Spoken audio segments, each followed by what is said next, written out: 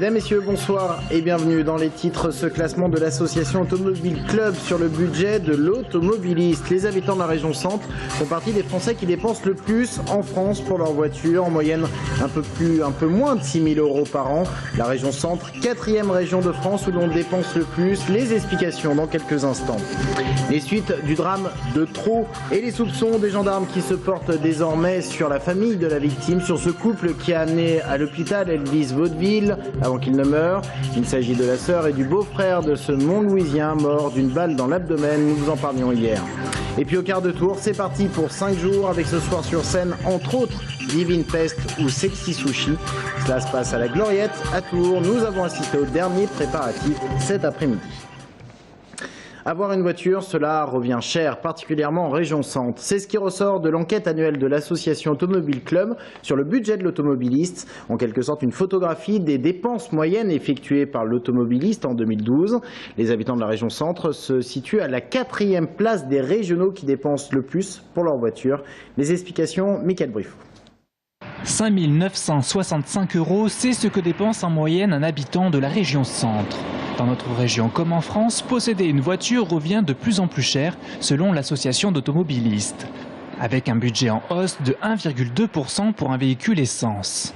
Mais comment expliquer que cela coûte plus cher que la majorité des autres régions françaises? Tout d'abord parce que les automobilistes de la région Centre sont parmi ceux qui roulent le plus en France avec 9 433 km parcourus en moyenne.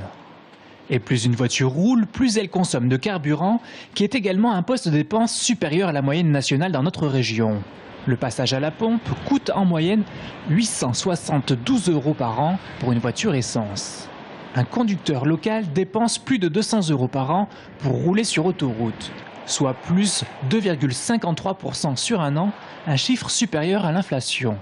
Pour les véhicules diesel, l'augmentation des dépenses annuelles est bien plus spectaculaire, plus 4,4% en France. Et les suppressions de bonus écologiques pour certains véhicules font gonfler la facture de l'achat d'un diesel de 6,6%. Nous vous en parlions hier. Un habitant de Montlouis-sur-Loire, issu de la communauté des gens du voyage, est mort à l'hôpital du Mans après avoir reçu une balle. Les faits se sont déroulés dans le Loir-et-Cher à Trot, dans la propriété de la sœur et du beau-frère de la victime. Ces mêmes personnes qui l'ont amené à l'hôpital, eh bien, c'est sur eux, c'est sur ce couple que les soupçons des gendarmes se portent désormais. Le point sur l'enquête avec Aurélie Renaud. Les habitants de cette maison viennent d'être placés en garde à vue. Il s'agit de la sœur et du beau-frère de la victime. Au début des auditions, ils indiquent avoir entendu des coups de feu près de chez eux. Ils auraient alors retrouvé Elvis Vaudeville, 29 ans, à terre devant leur maison. Mais pour les enquêteurs, les différentes auditions du couple et celles des autres membres de la famille qui vivent à côté de la maison dans des caravanes ne concordent pas. Autre élément troublant, les enquêteurs n'ont retrouvé que très peu de traces de sang à l'endroit où le couple indique avoir retrouvé la victime. Question, Elvis Vaudeville a-t-il vraiment reçu une balle devant la maison dimanche vers minuit 30 ou bien ailleurs et à un autre moment?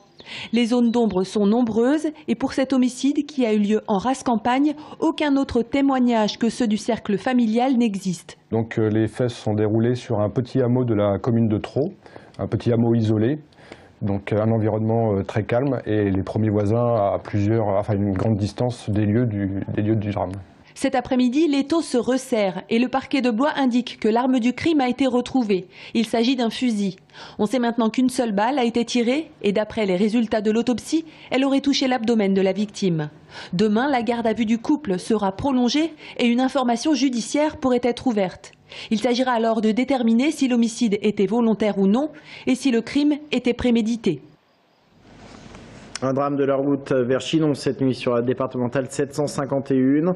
Un homme d'une 60aine d'années est décédé après une collision frontale avec un camion. Lui était à bord d'une petite voiture. Il n'a donc pas survécu au choc. Les passagers du camion étaient incarcérés mais légèrement blessés. L'université de Tours pourrait déposer plainte. Elle s'est aperçue qu'un hacker avait piraté l'un des sites qu'elle héberge. Tout cela s'est passé la semaine dernière. Des données ont été volées, mais selon l'université, elles n'ont, ces données, aucune importance. Guillaume Marc. Jeudi 30 mai, 14 h. Les serveurs informatiques de l'université de Tours sont attaqués. Profitant d'une faille technique, un hacker s'introduit dans le système et pioche dans les données stockées. Une heure plus tard toutefois, la brèche est colmatée.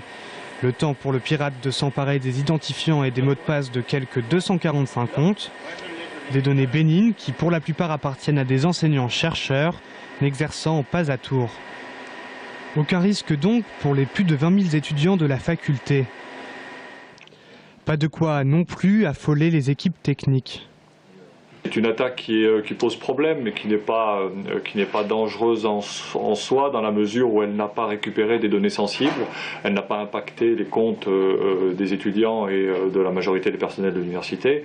Pour utiliser une image, je dirais que par rapport à votre maison et votre jardin, les personnes sont rentrées dans le jardin, mais ça serait beaucoup plus difficile de rentrer dans la maison. Voilà, la maison est beaucoup plus sécurisée. S'attaquer à l'université pour se faire mousser sur les communautés du net, tel était sans doute l'objectif. Une plainte pourtant pourrait être déposée. À Loïc Vaillant, le président de François Rabelais, d'en décider.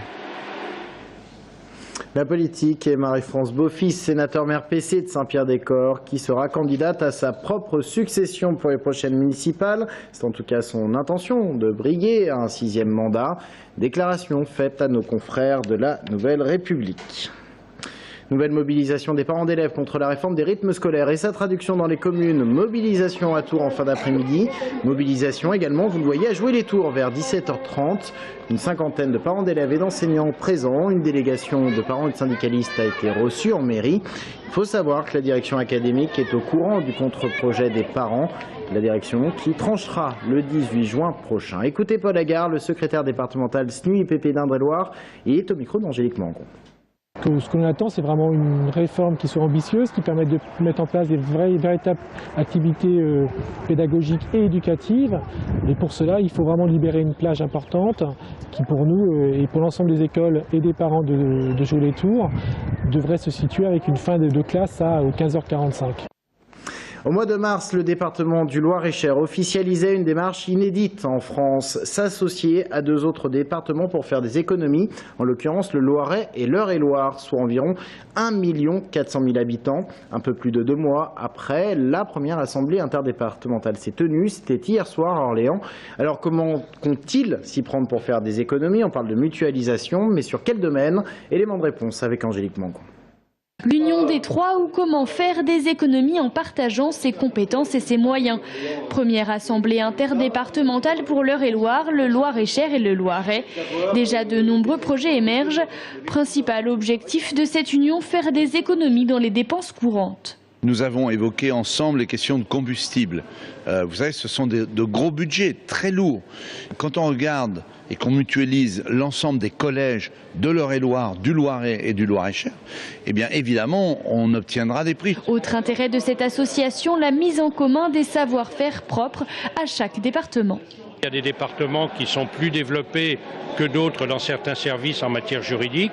Eh bien, on pourra aller leur prendre leurs compétences en matière juridique qu'ils ont dans certains domaines, par exemple purement administratives, alors qu'on peut avoir, nous, des compétences juridiques en matière d'emploi, par exemple, et ils pourront utiliser les nôtres. La mutualisation des compétences concerne également la formation des 6 000 agents des 3 collectivités.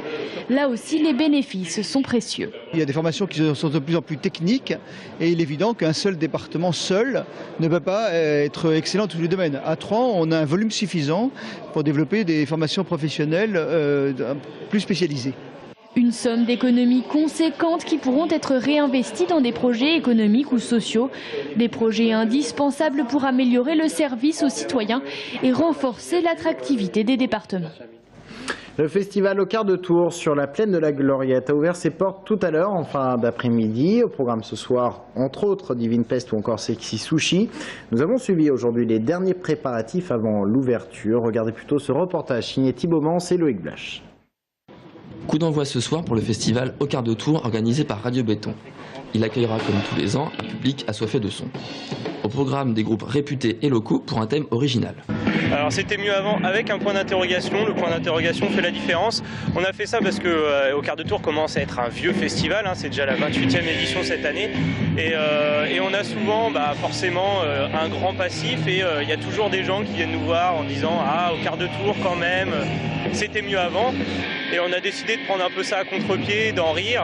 Le staff s'active donc en cuisine et sur scène avant l'arrivée du public. L'occasion pour nous d'assister à la mise en place d'un stand étonnant. C'est un peu un futuroscope manouche, on va dire. On rentre par 3 personnes dans la machine qui est juste derrière.